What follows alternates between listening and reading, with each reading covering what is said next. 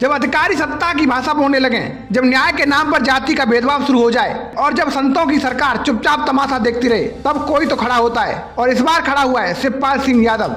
इटावा की गलियों से उठी आवाज अब लखनऊ की सत्ता तक गूंज रही है। इम्तियाज सिर्फ 1 साल का है, लेकिन लिस्ट बननी शुरू हो चुकी है। नमस्कार दोस्तों, आज की ये रिपोर्ट सिर्फ एक घटना नहीं है, ये उस सिस्टम के खिलाफ गुस्से की दस्तक है जिसमें अधिकारी सत्ता के इशारों पर नाचते हैं और आम जनता, खासकर समाज के कुछ वर्गों को अन्याय का शिकार होना पड़ता है। हम बात कर रहे हैं इटावा की, उस इटावा की जो सिर्फ एक जिला नहीं, समाजवादी आंदोलन की आत्मा है, जहाँ शिवपाल सिंह यादव जैसे नेता जमीन से उठकर सत्ता के शिखर तक पहुंचे। वही इटावा में हाल ही में जो कुछ भी हुआ, वो न सिर्फ स्थानीय जनता बल्कि पूरे यादव समाज को झकझोर कर रख देने वाला था। क्या हुआ था इटावा में?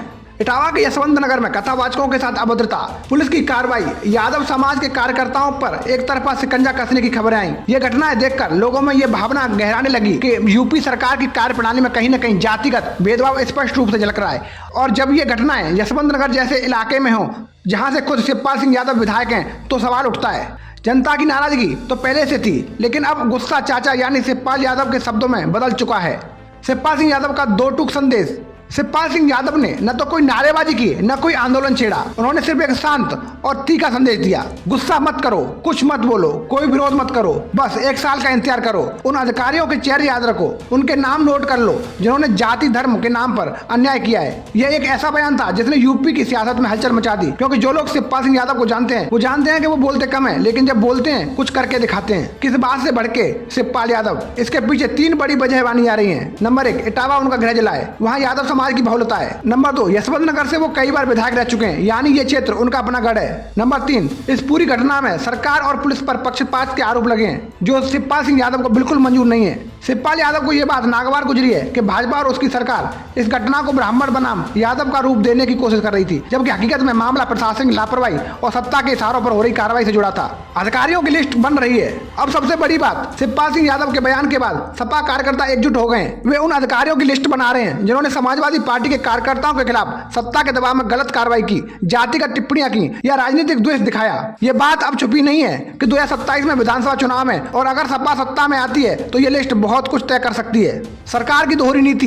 इस वीडियो में हम आपको यह भी याद दिला दें कि जब करणी सेना के कार्यकर्ता खुलेआम धमकियां देते हैं, सांसदों के काफिले पर हमला करते हैं, तब सरकार चुप रहती है। जब कोई दलित सांसद अपमानित होता है तो कोई बड़ा मंत्री उन गुंडों को शाबाशी देता है। यही नहीं, एक बीजेपी समर्थक लड़का अखिलेश यादव को गोली मारने की धमकी देता है, दूसरे रामगोपाल यादव पर अभद्र टिप्पणी करता है, फिर भी कार्रवाई तब तक नहीं होती जब तक कोर्ट आदेश न दे। तो सवाल उठता है, क्या न्याय सिर्फ एक वर्ग के लिए? क्या संविधान की धाराएं कुछ जातियों के लिए काम करती हैं? राजनीति में संदेश की भाषा। शिवपाल सिंह यादव ने नारा दिया, संदेश दिया कि ये संदेश साफ है, 2027 की सरकार हमारी होगी और हमने ये सब याद रखा है। इसमें कोई उन्माद नहीं है, कोई हिंसा की बात नहीं है, सिर्फ 2 बातें हैं। नंबर 1, याद रखो। नंबर 2, समय का इंतजार करो। ये वो राजनीति है जो आक्रोश को हथियार नहीं बनाती, बल्कि लोकतंत्र की ताकत से जवाब देने की बात करती है। समाजवादी पार्टी की रणनीति और प्रभाव। समाजवादी पार्टी धीरे धीरे प्रदेश में अपना जनाधार मजबूत कर रही है। चाहे अयोध्या में हार की बात हो या इटावा में पकड़, दोनों तरफ सपा बीजेपी को चुनौती दे रही है। इस बीच सपा को शिवपाल सिंह यादव जैसे नेताओं का साथ और समर्थन मिलना एक बड़ा फायदा है, क्योंकि वो न सिर्फ कार्यकर्ता से जुड़े हैं बल्कि भविष्य की रणनीति बनाने में भी माहिर हैं। अधिकारियों के लिए संदेश। अब अधिकारियों के लिए जो सोचते हैं कि सत्ता की चापलूसी उन्हें बचा लेगी, शिवपाल सिंह यादव ने उन्हें आगाह कर दिया है। नाम नोट हो रहे हैं, याद रखिए सत्ता हमेशा नहीं रहती। इटावा की ये घटना और शिवपाल सिंह यादव की प्रतिक्रिया सिर्फ एक राजनीतिक बयान नहीं है, ये एक समाज की चेतना का स्वरूप है। ये उस यूपी की तस्वीर है जहाँ जनता अब आंख मूंद कर नहीं चल रही, बल्कि सब देख रही है किसने क्या किया, किसने क्या नहीं किया। अगर आपको लगता है 2027 का चुनाव दूर है, तो सोचिए कि अधिकारियों की लिस्ट अभी से बन रही है।